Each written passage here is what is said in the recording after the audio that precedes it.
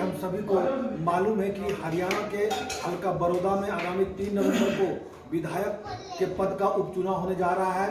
तो चैनल 18 भारत की टीम इसी मुहिम में पिछले करीब 1 महीने से हल्के में जुटी हुई है, लोगों के रुझान को ले रही है। तो आइए, हमारे बीच इस समय गांव महमूदपुर में है, चैनल 18 भारत की टीम है। आइए जानते हैं यहाँ के एक समाज सेवी हैं, ये क्या मानकर चल रहे हैं, इस बार किसका पलड़ा भारी हो रहा है। जी जी, शुभ नाम आपका? अमित नाम है मेरा जी। आप मतलब यहाँ गांव में पहुँचा, सबसे पहले तो गांव में पहुँचने का स्वागत जी है। जी जी।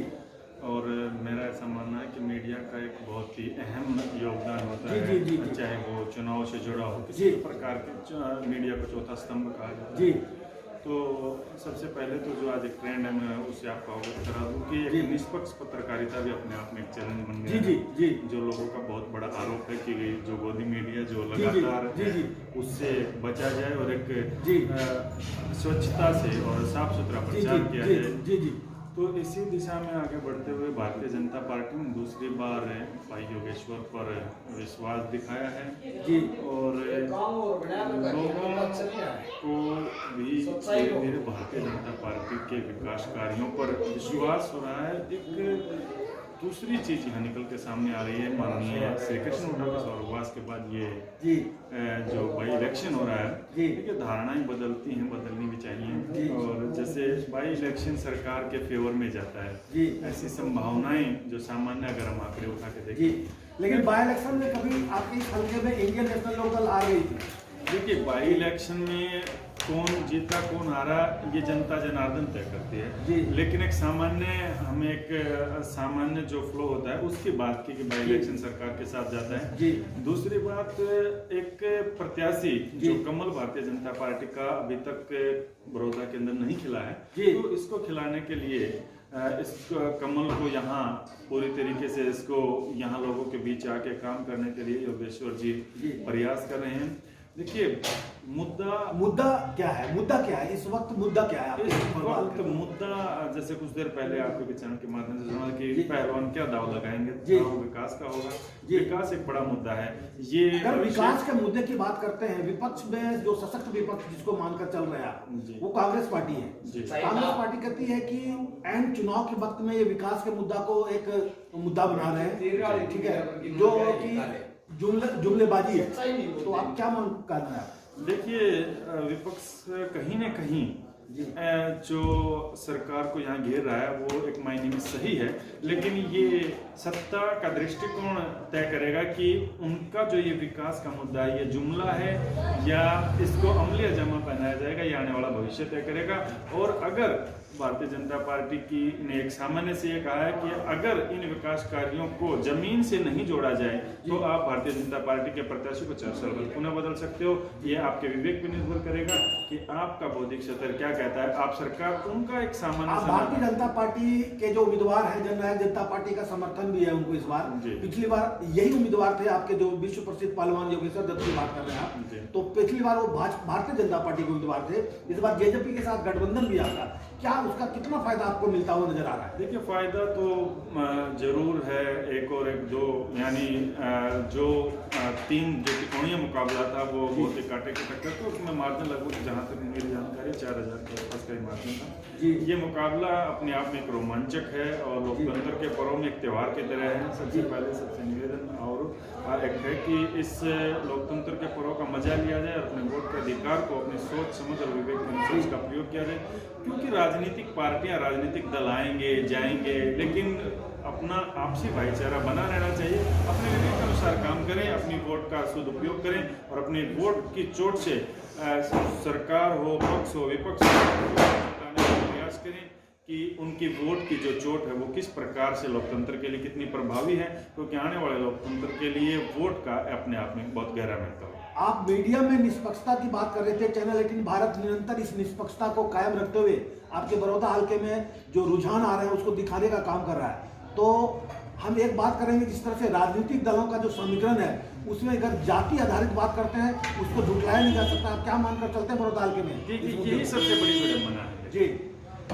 जातिगत समीकरण की जब बात की जाती है, जात की बात की जाती है, ब्राह्मण की बात की जाती है जी, अगर मेरा ये सवाल आपसे है जी क्या आपको नहीं लगता कि मीडिया अगर इसको ना चलाए तो जी। कहीं न कहीं किसी न किसी हद तक इस चीज को रोका जा सकता है? सत्ता पक्ष विपक्ष को कह रही है कि ये समाज में जो है एक बांटने का काम कर रही है छत्तीस बिरादरी को। विपक्ष कर रहे हैं कि सत्ता पक्ष छत्तीस बिरादरी को बांटने का काम कर रही है। उस चीज को मीडिया दिखा रही है। आप मीडिया राजनीतिक बात कर रहे हो, आप जी। राजनीतिक सतर पे राजनीतिक भाषा आधार पे जी। बात कर रहे हो। जी। जहां तक मेरा मानना है, जी अगर आप एक सामाजिक दृष्टि से देखो तो जात पात चीजों में विश्वास नहीं दिखाना चाहिए। जी क्योंकि एक व्यक्ति को अपने विकास से मतलब होना चाहिए, और व्यक्तिगत विकास से सरकार कभी कराने में सफल नहीं हुई है। जी। विकास जो है वो सामाजिक हो, सामाजिक विकास को महत्व दिया जाए। जी कभी भी पूर्णतः विकास न किसी सरकार में हुआ है न होगा, क्योंकि विकास तकनीक का जो दौर है, नई नई मांगे हैं, और समाज की मांग जो राजनीतिक लोगों से है वो करना वो उनका एक अधिकार भी है। क्योंकि वास्तव में जो आपका एमएलए आपके पीछे चुना जाता है वो आपका एक वकील होता है। उसका काम विधानसभा के अंदर अपनी कॉन्स्टिट्यूंसी की पैरवी करना है, और वो वहां जाकर अपने अक्षत्र की पैरवी करे और निष्पक्ष रूप से करे, प्रत्येक छत्तीस बिरादरी के लोगों को साथ लेकर चलने का सामर्थ्य रखे, और ठीक को ठीक और गलत को गलत कहने का साहस रखे। ऐसे प्रत्याशी का आज राजनीति में होना ये अपने आप में चले। एक बड़ा महत्वपूर्ण सवाल है आपके इस बड़ौदा हल्के में जो उपचुनाव हो रहा है। जिस तरह से विपक्ष जो किसान को लेकर विधेयक बने, 3 विधेयक बनाया केंद्र सरकार ने, विपक्ष उसको एक मुद्दा, बड़ा मुद्दा बनाकर चल रहा है, तो इस बारे में क्या मांग करते हैं? आपसे सीधा सवाल, आपने तीनों बिल जी किसी ने पढ़े हैं? हम लोगों ने तो पढ़ा है। आप लोगों ने पढ़ा है? बिल्कुल पढ़ा है। आप मुझे ये बताइए, पर वो मुद्दा कहीं ना कहीं आपके इस चुनाव में भारी होता दिख रहा है। मैं आपसे एक सत्ता पक्ष के लिए सवाल पूछ रहा हूँ जी। तीनों अध्यादेश आपने पढ़े हैं, और जी। अगर पढ़े हैं तो आप मुझे सिर्फ इतना बता दीजिए जी। क्या अब आपको, मैं एक पत्रकार न होते हुए एक सामान्य व्यक्ति की दृष्टि से पूछता हूँ जी। कि आप अपनी फसल को जी किसी से भी बेच सकते हो और किसी भी कीमत पे बेच सकते हो, ये ठीक है या गलत? किसान की मांग है कि आपको समर्थन मूल्य किसान को नहीं मिल रहा है। समर्थन मूल्य जो है, जी वर्तमान में समर्थन मूल्य की बात करें, इसमें दिक्कतें हैं, काफी समय से दिक्कतें हैं। दिक्कतों को दुरुस्त करना, जैसे शासन और जो प्रशासन है, यानी शासन जो राज्य सरकारें जो नीतियां बनाती हैं उनको ग्राउंड लेवल पर जो अमलिया जमा पहनाना वो प्रशासन की जिम्मेवारी है। प्रशासन कहीं ना कहीं लेटलतिया दर्शाता है, जिससे किसान वर्ग परेशान है। सरकार आवश्यकता से अधिक तकनीक का प्रयोग कर और एकदम तकनीक का प्रयोग कर, जिससे किसान अपने आप को ठगा हुआ महसूस कर रहा है। लेकिन कहीं ना कहीं ये सरकार अंततः किसान को उसका जो भाव होना चाहिए था, कल एक प्रेस कॉन्फ्रेंस रविंद्र सिंह ने की, उसमें बताया कि एक प्रोफेसर की सैलरी मात्र 60 रुपए, और आज वो 60 गुना, सॉरी माफ कीजिएगा, 300 गुना, और एक किसान की आमदनी वो 40 गुना भी नहीं बढ़ी। तो उनका ऐसा मानना है कि किसान की सोच को और ज्यादा विकसित करना होगा, और किसान को सम्मान दिलाने के लिए कहीं ना कहीं और अधिक प्रयास करने पड़ेंगे। क्योंकि आपको पता है कि कोरोना काल में भी किसान ने ही जीडीपी को बनाए रखने में एक अहम योगदान दिया, लेकिन लगातार किसान का जो शोषण हो रहा है। मुझे एक राजनीतिक के सिंगल शॉट ये बता दीजिए जो ये कहता हूँ मैं किसान नहीं हूँ। इसकी शुरुआत ये है, ऐसे हो जाने से हल्का ही किसान का माना जाता है। जी, किसान का गढ़ है जी।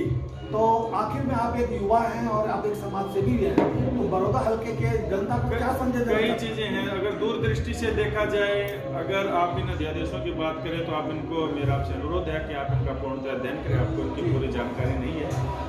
सरकार को चाहिए कि जनता तक ये जो अध्यादेश है वो फैलाएं, मीडिया के माध्यम से फैलाएं। देखिए सर, हम लोग जनता तक पहुंचाने के लिए तैयार हैं। मैं आपसे सहमत हूँ, लेकिन सरकार ने जो अध्यादेश दिए हैं, अगर आप एक जर्नलिज्म होने के नाते आपकी भी एक नैतिक जिम्मेवारी बनती है कि आप उन अध्यादेशों की कॉपी अपने पास रखें और उनका अध्ययन करें। उनके अंदर जो जो कमियां हैं, मैं आपसे सिंगल शॉट बात कह रहा हूं, एक लाइन को पकड़ा दिया गया है, एमएसपी, मिनिमम सपोर्ट प्राइस।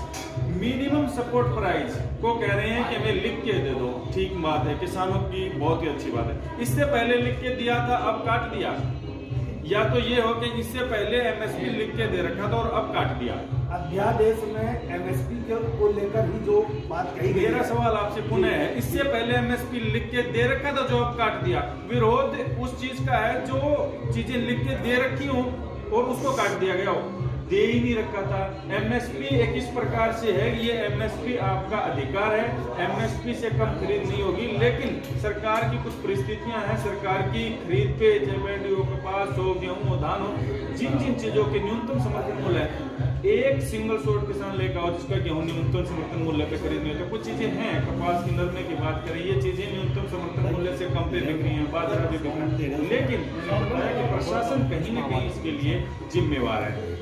मैं फिर यही कह रहा हूँ, हल्के में विकास के और पैमाने की हम बात करते हैं, किसान की बात हम कर लिए, मूलभूत ढांचा के विकास की बात करते हैं। अब क्या मानते हैं बड़ौदा हल्के में इस तरह से सरकार कर रही है कि निरंतर विकास कर रही है, अंत्योदय के तहत विकास? देखियो, अंत्योदय का जो अर्थ है वो है कि पंक्ति में खड़े सबसे अंतिम व्यक्ति तक। और सरकार जो है, सरकार का कहना ये है कि कड़वी दवाई दी गई है, और कड़वी दवाई का जब असर होता है तो क्योंकि किसी के क्षेत्र की बात ले लीजिएगा, रोजगार की बात है, बहुत सारी चीजें हैं जिनमें एकदम सुधार नहीं हो सकता और ना एकदम सुधार हुआ। मैं इस चीज के कतई समर्थन में नहीं हूँ कि आप ये कहो कि सरकार 100% सही है, लेकिन सरकार का एक प्रयास है, सकारात्मक दृष्टि में वो प्रयास है, और सरकार की सोच है कि जहां तक कोशिश हो सके इस चीज को धीरे धीरे आगे तक लेकर जाया जाए। एक छोटा सा इसमें एक कमी थी, आपको दिखाते नहीं हो, जनता को दिखानी चाहिए। अब की बार क्या किया था कि जो पैसा जो आपकी फसल का आता था वो 3 चैनलों के थ्रू आता था, पहले किसान के, फिर आड़ती के जाएगा और उसके बाद फिर किसान से आना था। लेकिन अब की बार उन्होंने कहा कि आपकी इच्छा के अनुरूप आप जब आप पोर्टल करवाते हो तो आपसे पूछा जाएगा कि आप पैसा खुद लेना चाहते हो या अपने आड़ती से दिलवाना चाहते हो, उसमें ऑप्शन है, आप जैसी आपकी इच्छा होगी आप उसको टिक करिए। ये समस्या जब आई उसके बाद इसका समाधान हुआ। ये चीजें गलत हैं, किसानों के ऊपर लाठीचार्ज होना, ये चीजें मैं कहीं न कहीं आपको पुनः कह रहा हूँ, बहुत सारी चीजें हैं जिनके दुर्गामी परिणाम है, तो दुर्गामी परिणाम से समझ बड़ौदा हल्के में इस बार मुख्य मुकाबला किस पार्टी के बीच में? बड़ौदा में इस बार मुकाबला भारतीय जनता पार्टी और कांग्रेस के बीच रहेगा। इसके अलावा अगर इंडियन नेशनल लोकदल की बात करें, लोजपा की बात करें, और भी 14 उम्मीदवार है इस हल्के में, तो क्या मानकर चलते हैं वो समीकरण कितना हावी होगा? नहीं, वो समीकरण इसके पक्ष में जाता वो समीकरण कुछ हैवी नहीं होगा, लेकिन ये है कि राजनीति में कभी अगर आपने सुना तो राजनीति में सिरों की महत्व होता है, यानी लोकतंत्र जो है, लोकतंत्र में सिरों की गिनती होती है। तो आज वो चीजें बदल गई हैं, आज लोग समझने लगे हैं। आज जब लोग अपनी वोट को दे रहे हैं तो हर व्यक्ति को हर पैमाने पे देख रहे हैं, ये व्यक्ति सामाजिक है, इस व्यक्ति का बैकग्राउंड क्या है, पार्टियों के साथ इसका कितना संबंध है, इस प्रकार की सभी चीजों को पार्टी का जो कैंडिडेट है उसको सभी पैमानों पर खरा उतरने के बाद ही लोग वोट की तरफ आगे बढ़ते हैं। और मैं पुनः यही कहता हूँ कि आपसे भाईचारा कायम होना चाहिए, आपसे एक दूसरे के बीच प्रेम बना रहना चाहिए। कभी अटल बिहारी वाजपेयी ने कहा था पार्टियां आएंगी जाएंगी लोग, लेकिन लोकतंत्र बचना चाहिए। जब अटल बिहारी वाजपेयी विपक्ष में थे और उन्हें जेनेवा एक बार भेजा गया था जो सम्मेलन के लिए, तो वहाँ पाकिस्तानियों ने कहा था कि ये कहाँ से आया है, क्योंकि उस समय अटल बिहारी वाजपेयी की यहाँ सत्ता नहीं थी। और हमारे यहाँ लोकतंत्र में एक प्रथा है कि सत्ता का मिलता ही, चाहे वो G20 हो, G7 हो, कोई भी शिखर सम्मेलन हो, वहाँ भाग लेने के लिए पक्ष जो सत्तारूढ़ जो दल होता है उसी का लीडर जाता है। लेकिन उस समय एक बड़प्पन कहिए या भारतीय राजनीति की विविधता कहिए कि वहाँ अटल बिहारी वाजपेयी को भेजा गया था और पाकिस्तानी उसे देखकर नतमस्तक है। तो इस बार के चुनाव में जो प्रतिष्ठा बनाम साख की लड़ाई है, तो क्या मानते करते हैं अंत में? मेरा ऐसा मानना है कि मुकाबला बिल्कुल कांटे का है, लेकिन परिणाम भविष्य के गर्भ में है। इसके लिए आपको 3 और 10 तारीख का इंतजार करना होगा। Thank you.